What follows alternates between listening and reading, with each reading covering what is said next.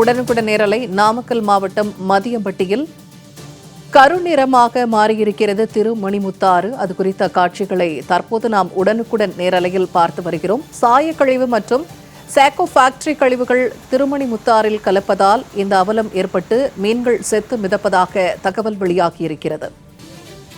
திருமணிமுத்தாற்றில் சாயக்கழிவு கலப்பதால் ஆற்று நீர் கருப்பு நிறமாக மாறியிருக்கிறது. இதனால் மீன்கள் செத்து மிதக்கக்கூடிய அந்த காட்சிகளை தற்போது உடனுக்குடன் நேரலையில் நாம் பார்த்து வருகிறோம்.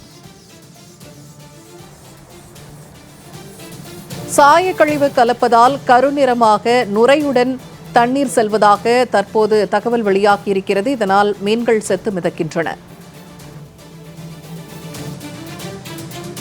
இது தொடர்பான கூடுதல் தகவல்களை தருகிறார் செய்தியாளர் தரணி பாபு.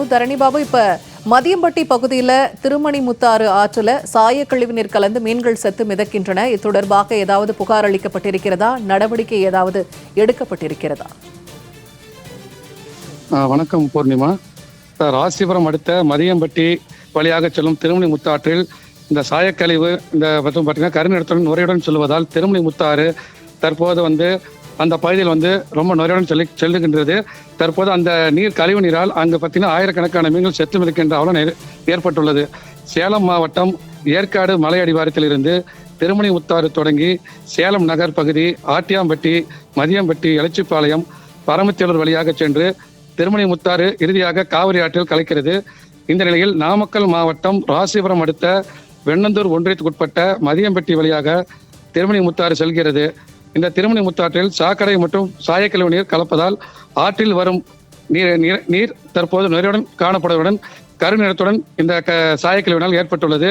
இந்த சாயக்கழிவினால் அப்பகுதியில் பல்லாயிரக்கணக்கான மீன்கள் செத்து மிதக்கும் அவல நிலையம் ஏற்பட்டுள்ளது. மேலும் இந்த மீன்கள் செத்து மிதப்பதால் அப்பகுதி முழுவதும் துர்நாற்றம் வீசி வருவதாகவும் மீன்களை அப்புறப்படுத்த வேண்டும் என அப்பகுதியைச் சேர்ந்த விவசாயிகள் பலமுறை அவர்கள் கோரிக்கை வைத்துள்ளனர். தற்போது அந்த பகுதியில் 4 தினங்களாக இது போன்று தொடர்ந்து இந்த பகுதி நீர் நுரையுடன் காணப்படுவதால் அந்த பகுதி முழுவதும் துர்நாற்றம் வீசுகிறது என விவசாயிகளும் பொதுமக்களும் குற்றம் சாட்டி வருகின்றனர். பூர்ணிமா, தகவல்களை பகிர்ந்து கொண்டமைக்கு நன்றி தரணி பாபு.